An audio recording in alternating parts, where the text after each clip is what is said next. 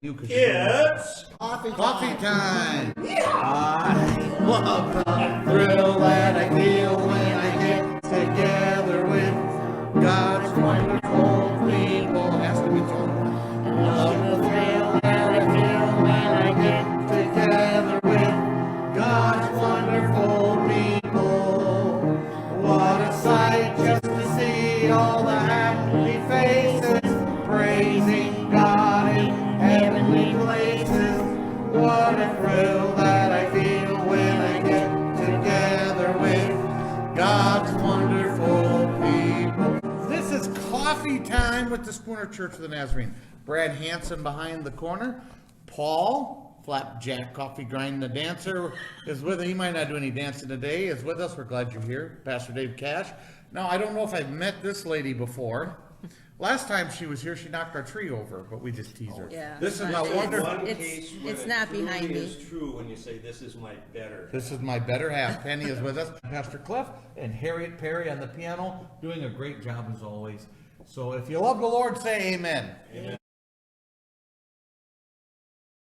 What do you know about a puffer fish? They blow their cheeks. I know. Well, we got one fast fact before our song today. This is the only animal myth that's true. Eating parts of a puffer fish can kill you because in a defense mechanism to ward off predators, it contains a deadly chemical called, can you pronounce that, Penny? Tetrodotoxin or whatever. Whatever. Something like that. There's enough in one puffer fish to kill 30 people, and there's no antidote, Pastor Dave. So don't be eating puffer fish if you don't know what you're doing. Actually, I think they're a delicacy in some parts of the Yeah, world. people You eat have them. to- Oh, yes. They have to be cooked. You gotta know exactly how to prepare them though. Well, anyway, still, puffer fish called fugu is highly prized delicacy in Japan, but can only be prepared by well-trained chefs. So, Harriet, if we get you some puffer fish, will you make it for us? No. No. Hey, we are going to sing our first song today. Tell It to Jesus on Coffee time. What page is that on? 635. All right. Are you weary? Are you heavy-hearted? Tell it to Jesus. Tell it to Jesus. Are you grieving over joys departed? Tell it to Jesus alone. Tell it to Jesus. Tell it to Jesus. He is a friend that's well known. You've no other, such a friend or brother. Tell it to Jesus alone. Do the tears flow down your cheeks unbidden? Tell it to Jesus. Tell it to Jesus. Have you sins that to men eyes are hidden? Tell it to Jesus alone. Tell it to Jesus. Tell it to Jesus. He is a friend that's well known.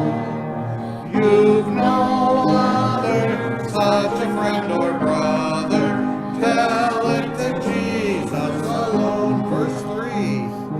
Do you fear the gathering clouds of sorrow? Tell it to Jesus. Tell it to Jesus. Are you anxious? What shall be tomorrow? Tell it to Jesus alone. Tell it to Jesus. Tell it to Jesus. He is a friend that's well known. You've no other, such a friend or brother. Tell it to Jesus alone. Are you troubled at the thought of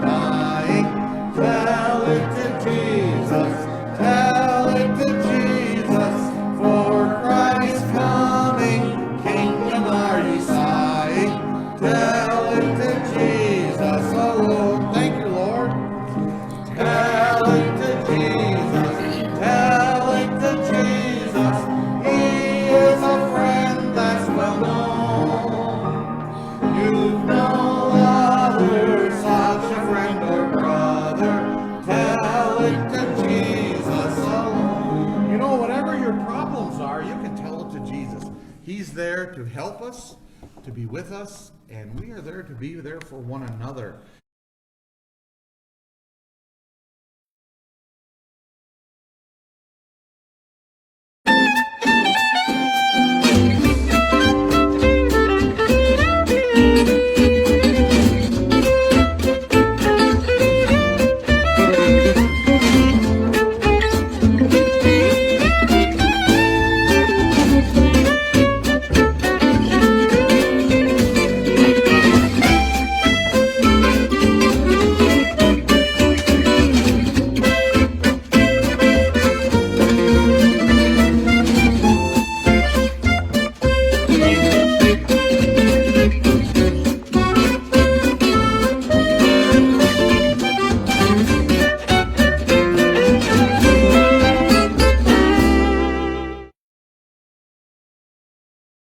We are going to travel to our fictional town early today of Coffee Time USA. It's a place that Brad wishes he could get reservations to go to.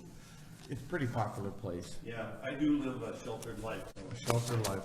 yeah. We are going to our fictional town of Coffee Time USA. Harry, just play us some real soft music for a few moments. I'll tell you when to stop. She's there to help you through all your problems in life. She is Coffee Time USA's #1 counselor, and she's my wife too. This is Cliff. Drop over sometime. Here with Claudia the counselor.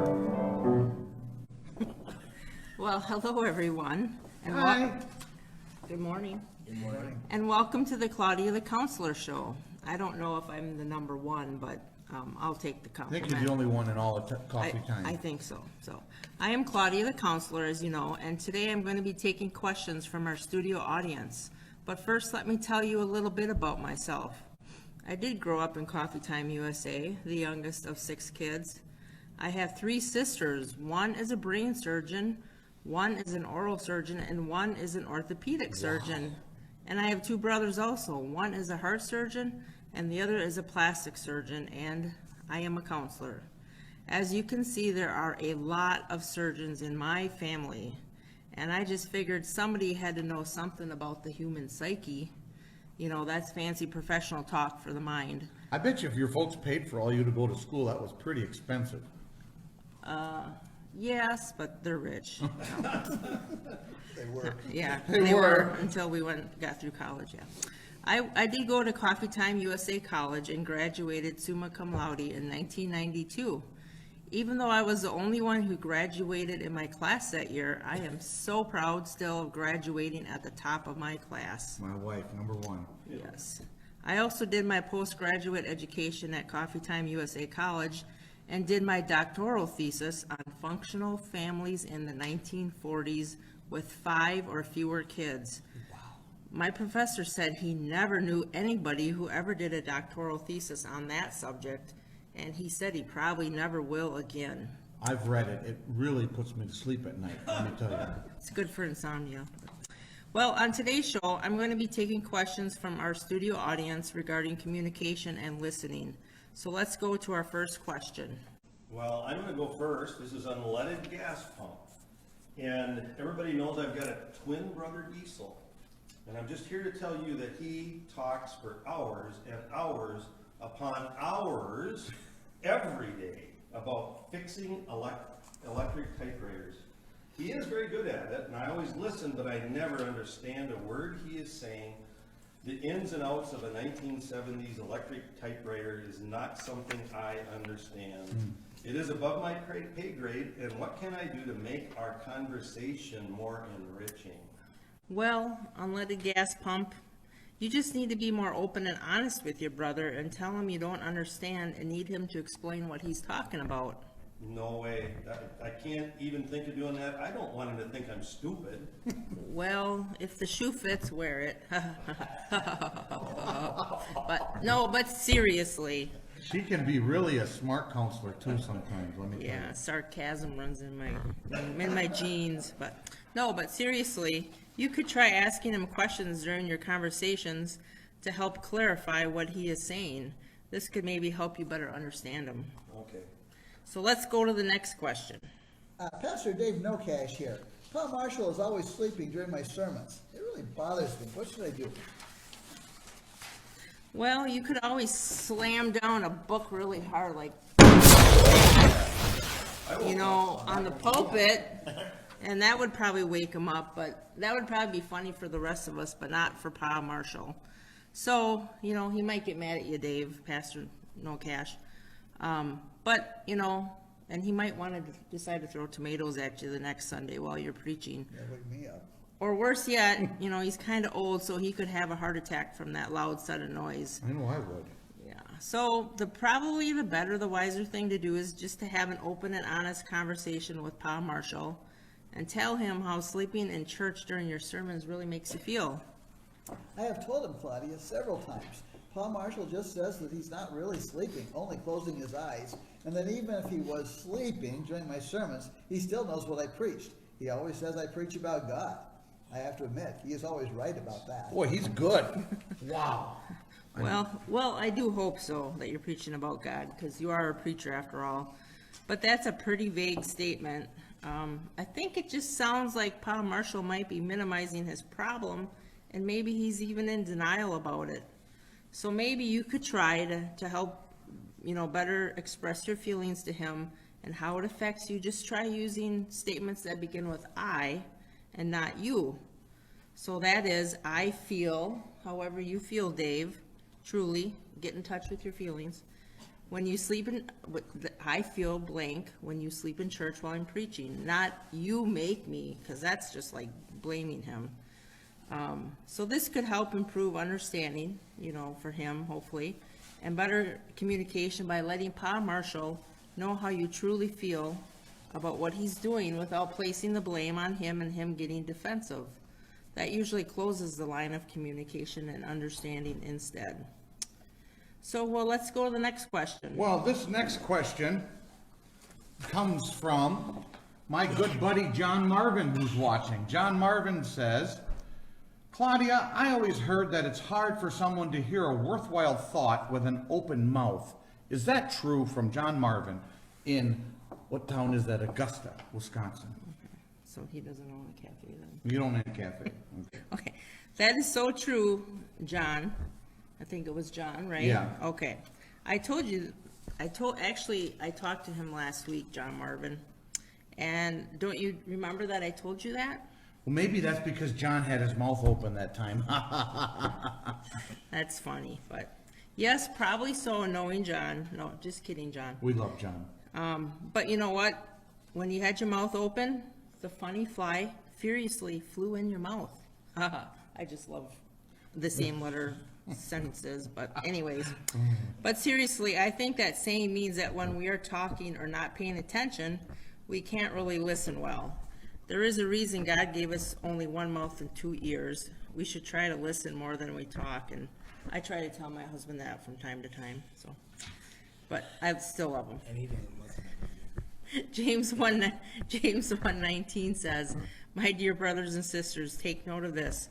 Everyone should be quick to listen, slow to speak, and slow to become angry." We all need to learn to actively and intentionally listen and give our full attention to the person talking. Listen just for the purpose of listening. That can be hard sometimes. Not be thinking about other things or of a comeback or of a defense to what that person is saying. I know this really isn't easy or natural, not even for me as a counselor. But, the more we practice actively and intentionally listening, the easier and more natural it will become. So let's go to the next question. Keyboard Harriet here. Claudia, as you know, I teach music at Coffee Time USA College. Lately, I have been having a hard time getting my students to really listen to me so they can learn and get a better grade. What can I do to inspire them to pay more attention and learn? Well, that's a good question, Keyboard Harriet. Perhaps you can tell them that you will have a pizza party at your house for anyone who brings up their grade in the next few weeks. Excellent idea, Claudia. I have tried that in the past by offering them a split green pea pie and prunes party, but I think pizza is even better. Yeah, I think I go for the pizza. Yeah. Well, you know what? Split peas and prunes might be good for getting a certain part of their body to move. But anyways, pizza would definitely be better at moving their motivation. Seriously though, A reward for good behavior or a job well done can help with motivation and building good habits. But just keep in mind, the reward doesn't and probably shouldn't always be food, especially junk food or split green pea pie and prunes. But it should be something they like that's appropriate. Harriet, I'm not coming to your house anytime soon. Oh, I don't cook like that. No. So why don't we go to the next question? The Slapjack Coffee Grind here.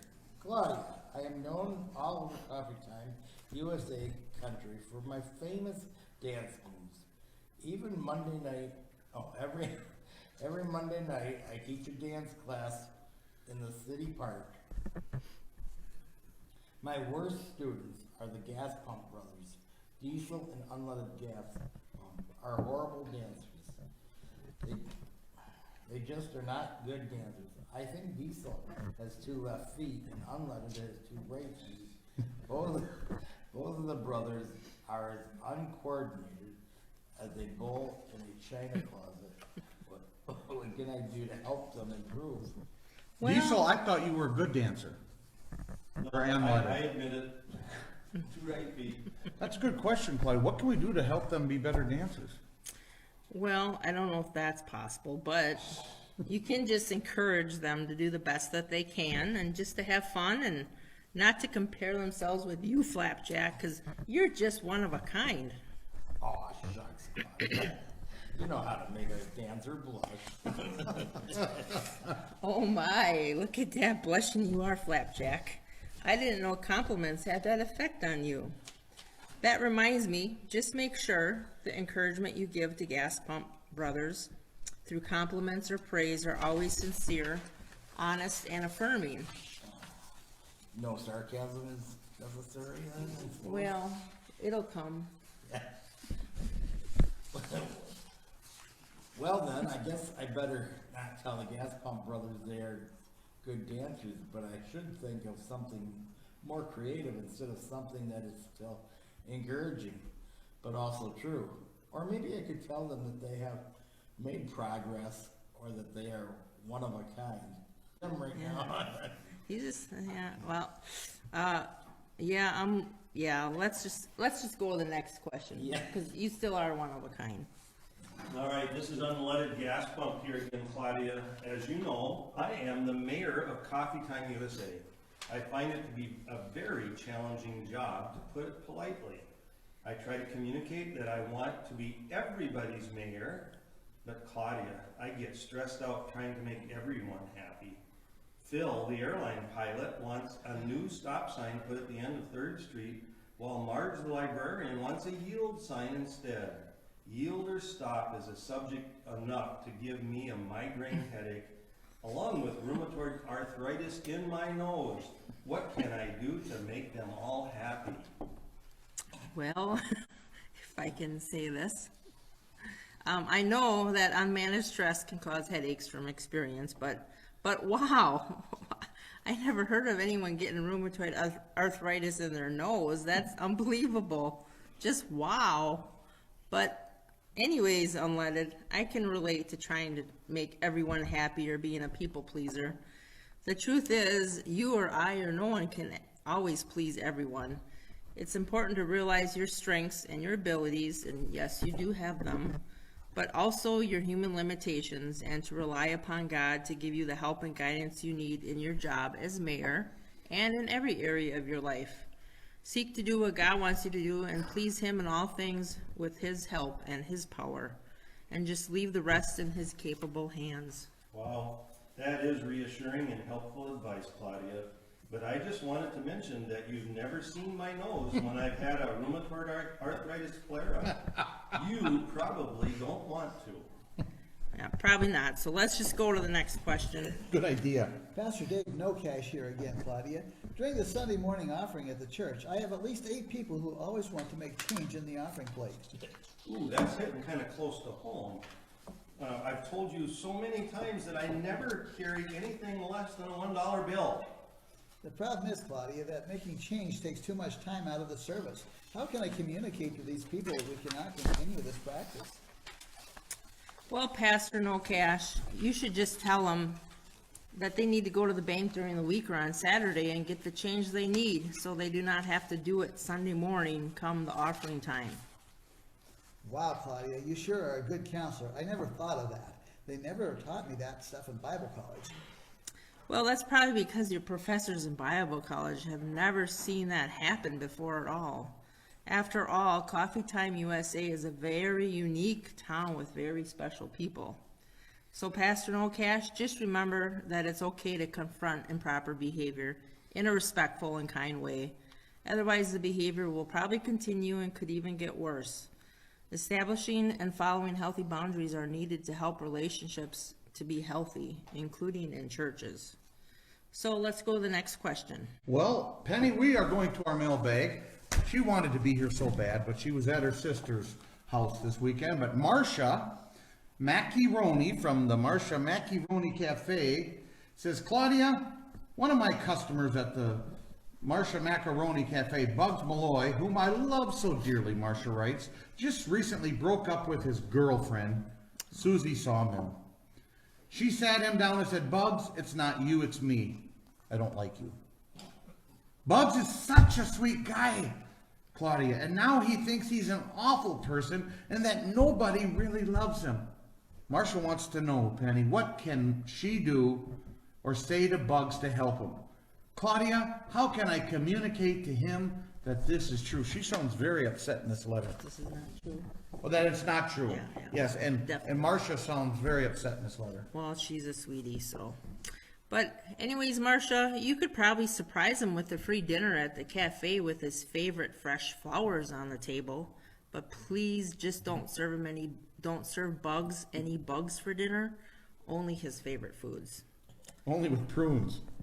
Yeah, maybe not any Yeah, prunes, yeah. unless he's, having problems, so. But, what else comes to mind? Ephesians chapter 4 does, especially the verses that instruct us to speak the truth in love, to not let any unwholesome talk come out of our mouths, and to say what is helpful for building others up according to their needs. It sounds like Bugs is grieving right now over the breakup, and that's normal. So just be there for him when you can as a friend. Be a good listener and show empathy, and tell him the truth, that he is loved by so many people, but most importantly by God, despite how he might be feeling. Just encourage him to pray and tell God how he feels and to seek his help and comfort. Good advice. So why don't we go to the next question? Yeah, it's Flapjack Coffee Grind here again. Claudia, when I'm not dancing, I love to go fishing with my friend Brad, the chicken farmer. I really enjoy it, but I'm really annoyed that Brad has to bring all 20 of his chickens with us when we go. I want to communicate to Brad that this really frustrates me. His chickens are always eating all the worms I bring fishing with me. I just feel so henpecked when I go fishing with Brad. The only fish I get is the special fish fillet at McDonald's for dinner. So Flapjack, what I hear you saying is that you don't want to hurt your friend Brad, the chicken farmer's feelings, by telling him how you feel. In other words, in your friendship, you don't want to rock the boat. Is that correct? You got that right. I don't even know if the chickens can swim if the boat tips over. Well, me neither, but I do know why the chickens tried to cross the river. It's pretty obvious, isn't it? They just wanted to get to the other side to eat your worms, Flapjack. Hey, but, seriously, Flapjack, that is really good of you to be mindful of your friend Brad, the chicken farmer's feelings. But if you want to have a mutual and close friendship that isn't just superficial, then you both have to be open and honest about your thoughts and your feelings and what you need, and do your best to understand each other. And then you can work better on solving the problems or issues together. So why don't we go to the next question?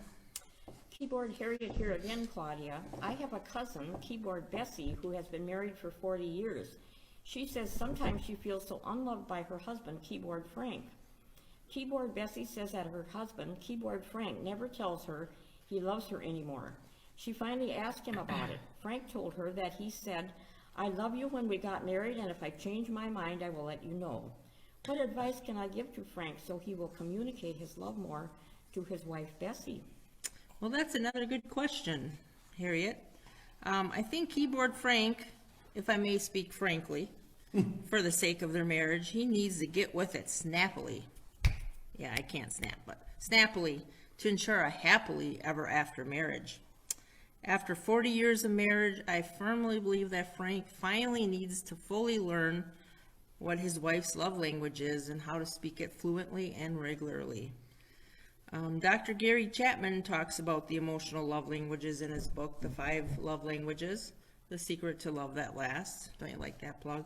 Yes. But anyways, if you guys haven't heard of that before, our primary love language is how we best understand and receive love, and we won't feel loved by the people in our lives if they don't speak it to us.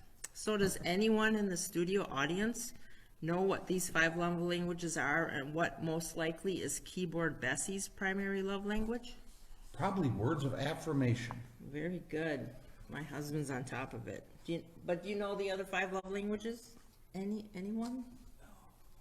Besides Acts of words of service? affirmation? Chocolate. Chocolate. Touch, gift. That'd be receiving gifts, maybe. Okay, there you go. Leave me alone isn't a love language, is it? No. Acts of service, words of affirmation. What'd you say? Touch and words. Yep. Physical Are two of touch, them? yeah. And quality time. Quality time. And Do the dishes. he kind of said, Oh, that's okay. acts of service. Oh, Just alright. remember that. And receiving gifts, very good. But yeah, it sounds like Bessie's primary love language is probably words of affirmation. So keyboard Harriet, I'd recommend sharing this information with Frank and encouraging both of them and everyone actually to read this helpful, fantastic book to learn more. That's great advice, and I will, Claudia, because Bessie says her husband Frank is as romantic as a fish. Well, it sounds that way, but anyways. Be a puffer fish.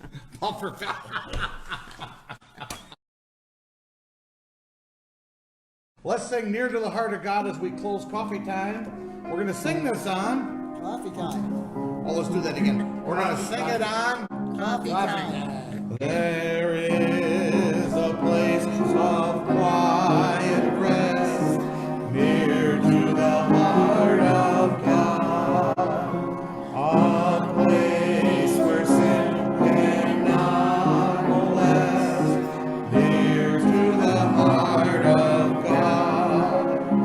Oh, Jesus, blessed Redeemer, sent from the heart of God. Hold us who wait before thee, near to the heart of... Let's sing verse 3.